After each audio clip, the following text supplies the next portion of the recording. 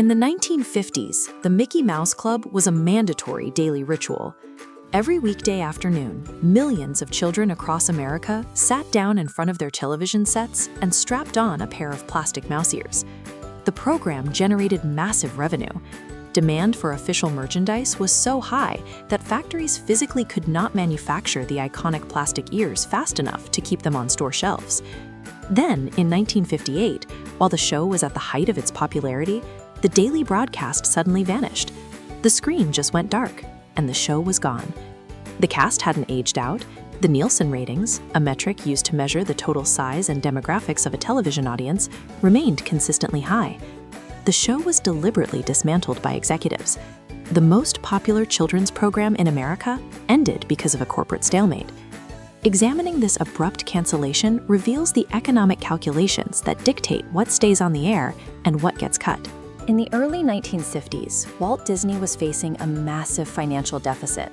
He needed capital to build a physical theme park called Disneyland, and the cost of construction far exceeded his studio's cash reserves.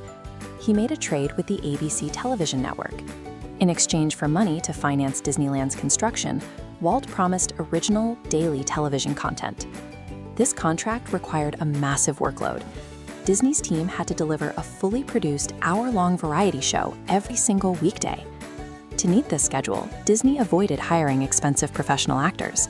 Instead, casting directors went to local schools and dance studios to find regular kids who could be signed to short-term, low-cost contracts. The strategy worked. They discovered Annette Funicello at a local dance recital, and she became the show's biggest star. Behind the scenes, the schedule was grueling. They spent days rehearsing dance numbers, recording various songs, and filming segments, while fitting in 3 hours of mandatory schooling right on the studio lot. The effortless variety show seen on screen was the product of an industrial-scale entertainment factory running on strict contracts. By the third season, the show faced a financial problem. Even though millions were watching, the elaborate production numbers were making the show incredibly expensive to film. ABC wanted to cover these rising costs by adding more commercial breaks to the hour-long broadcast. Walt Disney refused. He believed that constant advertisements ruined the pacing of the program and damaged his brand. While ABC made a profit from the ad revenue, Disney felt his studio was not receiving a fair share of those earnings. The dispute became a collision between two different goals. ABC wanted to maximize commercials, while Disney wanted to maintain control over how his content was presented. To get away from ABC's demands, Disney tried to take the Mickey Mouse Club to a different television network.